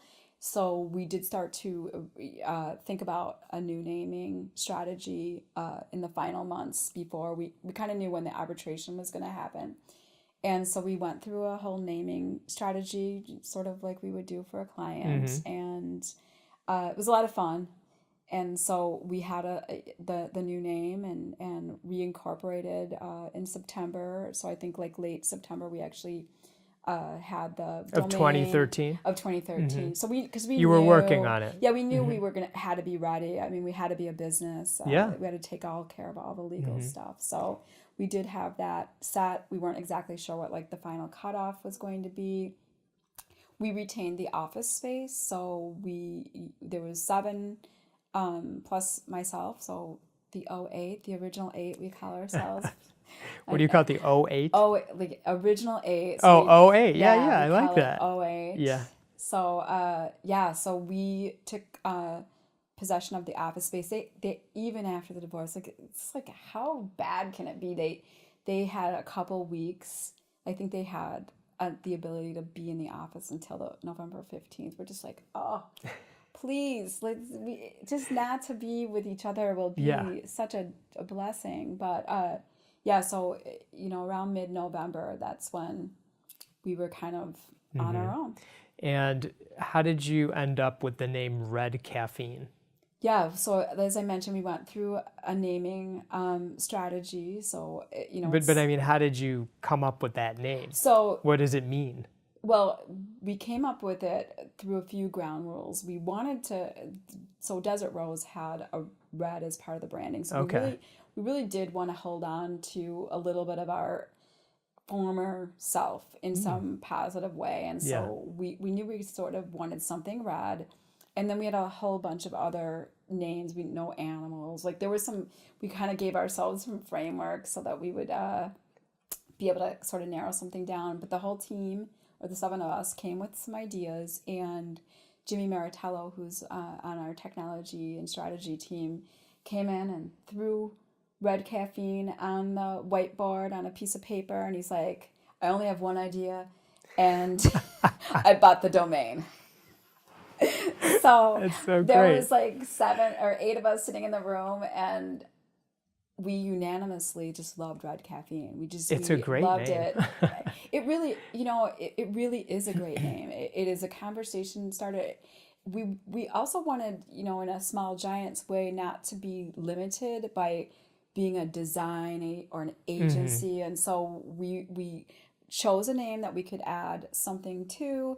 And then if that, wasn't where we were 5 years, 10 years from now, we would still be able to keep that Red Caffeine name and be able to describe ourselves differently if we so elected to. So we wouldn't box ourselves in from a growth standpoint with our name. And so, and we really feel it, Red just is kind of the passion that we have for what we do, our people, our clients, our community, and then caffeine.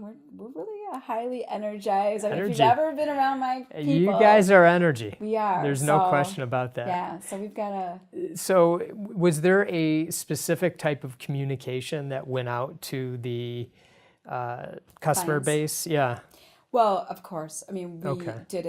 we did it really in person. Like I said, we really weren't legally able to talk a lot to clients in advance. We only, fortunately, we only had one client that was sort of split between the two groups. And they actually had initially thought that they would stay. They would continue the work with us on one piece and her group on another. It didn't end up going that way. Okay.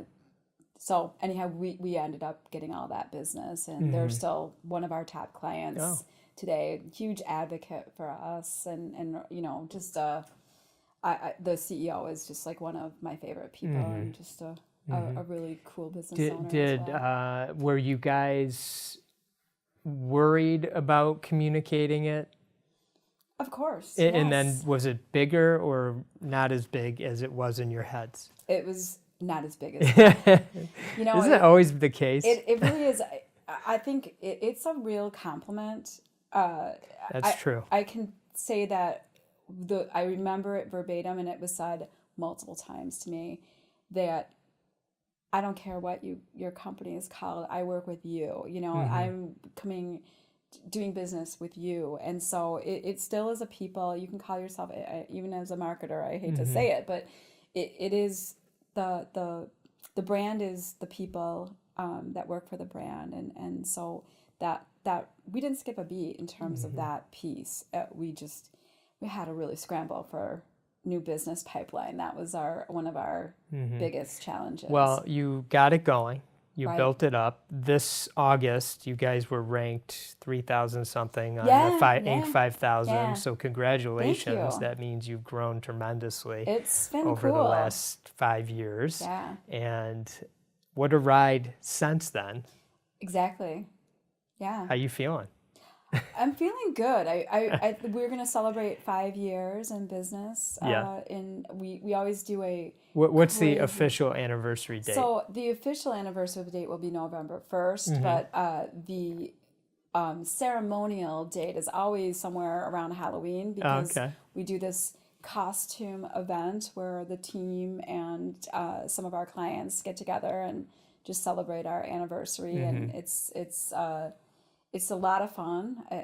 Our people really bring it, and the costume. I just saw my husband's costume arrive. I'm like, I swear, It's I can't- September. I know. I just saw him get it. He ordered something. He told me what he was going to do. It's costumes, but we sort of do a spin. Like this year, we're doing the come dressed as something from the year that you were 5, where it's our 5th anniversary. So Oh, wow, that's great. yeah, I love that. yeah. That is so great. And this ride for you in the last 5 years, Small Giants, great game of business. Is it Junto? It's the Junto Institute here in Chicago that you guys are super involved with. You're always learning. I've noticed that about you, Yes. and you're executing on stuff. So Yes. beyond just getting out there, you bring it in and you use it effectively. And so have you found this to be sort of one of the secret things? It's not so secret, but to how well you're doing over this last 5-year span? 100%. So I think that one of the things that I didn't feel, I don't know if you might also have an opinion on it too, that I don't know if it was just me and I was afraid to ask, or it was just the environment of entrepreneurship in those days, is that we didn't have a lot of access to mentorship. And I would say that Small Giants is mentorship, Great Game is like the community mentorship that we are so fortunate to have by being parts of these organizations. And, in if you're also then sharing like a similar agreement on value set, just that barrier of transparency is lifted a lot. So absolutely, I think that in the last 5 years or 6 years, because I'd say that last year the business was I've always been a learner. I've kind of been more of a solo learner though. Right. It hasn't been all the way through the company. So in the last 5-6 years, that has been the game changer for us, is that we all love to learn.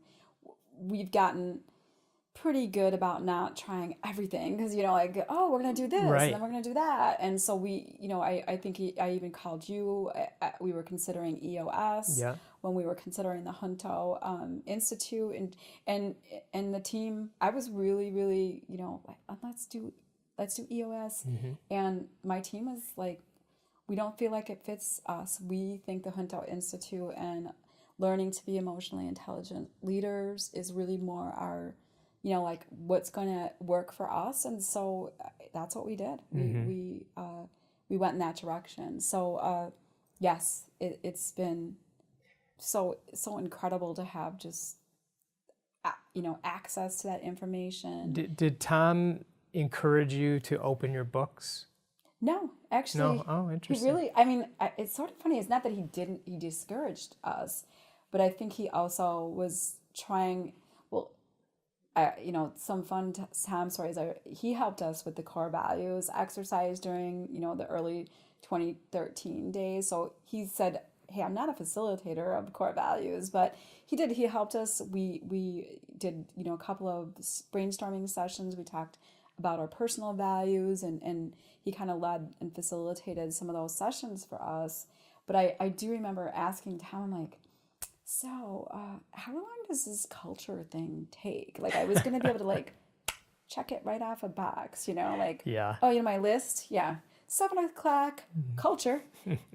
Cross that off, Yeah. So he really laughed at me, and I think he encouraged. First of all, he was said, you are going, because we had this great momentum and culture going into the business support, and he's like, you're going to hit a brick wall, and you've all been kind of going after something, and you're going to hit it, and you're going to be like, we had a rough, like, our morale in December was like awful, the first year. Like we just were super wonky. Like we didn't have that North Star of like, we're up against something. And Right. it was, so we had to get a new North Star. So he's been like it's like a magic 8 ball or something. And you do practice the great game? We do. So Yeah. I didn't, I think I was just so impressed. I went to SRC when one of the last things I did, it was early November, so right after the business. You kept sort of, at it. Sort of Even ended. through all that, yeah. Yeah, I went on a passport when Small Giants was doing their passport, so I went with a group of other business leaders. we did the Great Game training. I had one of my other team members with me at the time, and so we decided to open the book. So there was a lot of fear in the open book, and we didn't really. I think we played Great Game, kind of. We just didn't have as much ownership, but we were so small at that time. There wasn't a lot anybody, didn't know or didn't have a handle in or a hand in. So it really worked extremely well for us that first year. I totally believe that it is why we were able to kind of go after it. And by the end of the first year, we had satisfied the debt to my business partner. We were debt free, and we were positive revenue. So we had, I think two or three of the quarters we bonus. So it was quick. That's amazing. Yeah, it was, and and when I looked back, I'm like, we only had 2 months of capital to make it. I had given the business a small loan, and we had all the expenses from the prior business without, with half the people and half the revenue or the revenue opportunity. So it was like more dire than I think I even recognized at the time, but it didn't matter. Your whole life, you've gone through all these journeys that I feel like set you up for Learning 2013. Experiences? It's just a journey. It's how I look at it, and it's I'm what. like, I don't want any more learning experiences. Like, Oh, well, you'll get them. I know, unfortunately. It's a lifelong journey. They never stop. But the beauty is people like you that are really open to them, and your ability to sort of, I think from a young age, be able to, I want to say go with the flow a little bit, or just know that you can get through tough times without letting them drag you down too much. I think that early training, I'll call it, where you guys were moving around a lot. But your parents had this core that sort of gave you the confidence all the time. And I think I read somewhere that your dad said you can do anything you put your mind to, or something like that. Except for I didn't take typing, and I was really like, Dad, I think I might have should have taken typing, because everybody's typing, on a computer. And so I had to learn to type at in my early 20s. Yeah. But, and just being able to overcome the adversity, I think it's really inspiring what you've done. Well, thanks. I guess I don't always look at it like that. I think it's just, you have no choice. Or I feel like there's no choice but to put one foot in front of the other. And sometimes it's a lot easier, and sometimes it's a lot harder. But I don't enjoy feeling down. I'm there's always something to be upbeat about. There's always a positive. Let me ask you a question about that. I think a lot about, because I feel like in life oftentimes we have a way of categorizing, up, down. And what about the idea of just being? So you're not up, you're not down, you're just being. In flowing. Well, I think I have been sort of in that. I up until really thinking about what I wanted from the business, or what I wanted from that visioning standpoint, I have really gone with the flow, as you said. I've let opportunities come, I've taken them, and I've enjoyed the ride of that. So I do feel like I am a sort of a flower.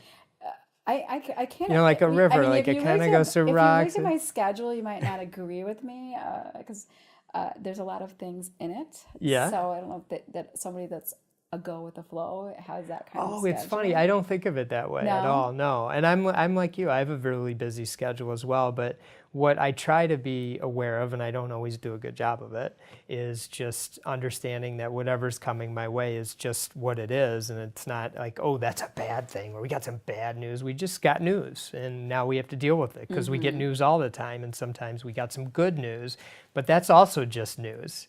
And it just depends on the day. And Dang. what? I don't know. I'm like, I don't know if I think of it that way. So that's an interesting perspective. Okay.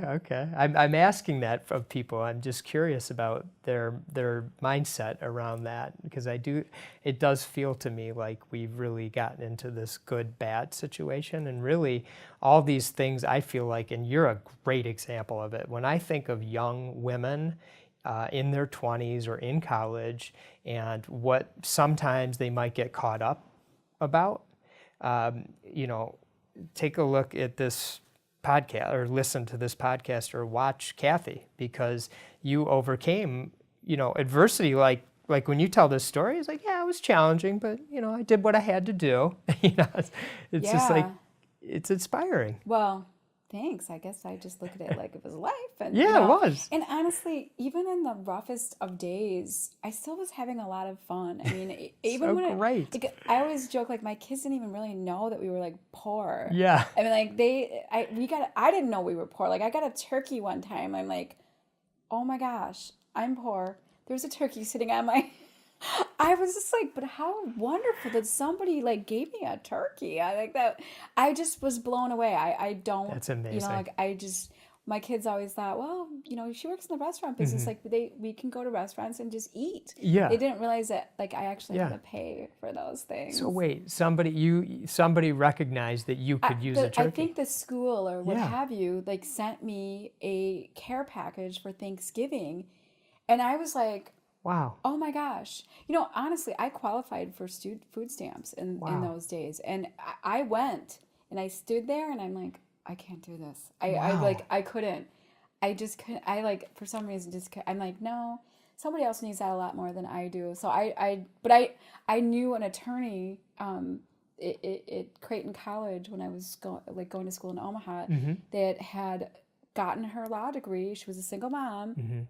And she said, I took advantage of what the system could help me do so that I could get through school. And I mean, that was great. I think that I thought about it too. And that was why I even thought about going for this food stamps. But I just was like, I think I'd rather pick up an extra shift. It was just, that's my personal choice. I felt more comfortable with working another bartending shift. I wonder what these new lessons that you're learning will take. I wonder where they'll take you next.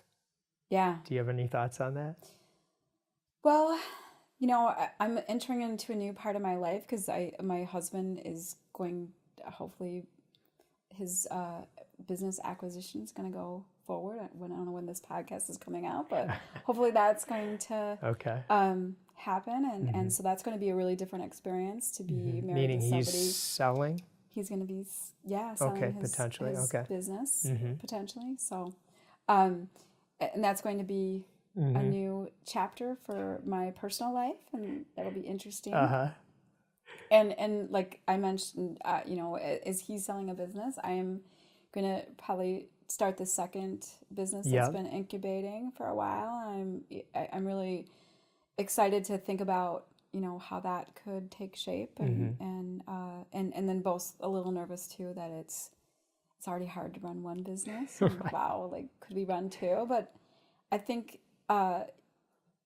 it's worth putting into the universe. Yeah, I think if anyone can do it, for some reason, I think you'll figure it out. Well, thanks. I have a lot of confidence in that, and I'm just really grateful that I got to know you all those years ago, and that I get to see you at least once or so a year, maybe even chat a little bit in between.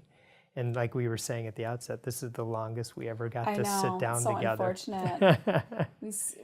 we have so many of the same passions, and it's true. It's too bad that it's just like so hard. I know we go to those events, and it's a whirlwind. It's like a blink, and it's over. And I've learned so much, and I caught up with a few people, and there's so many people I wish I would have had more time to spend with. And Always. You're always.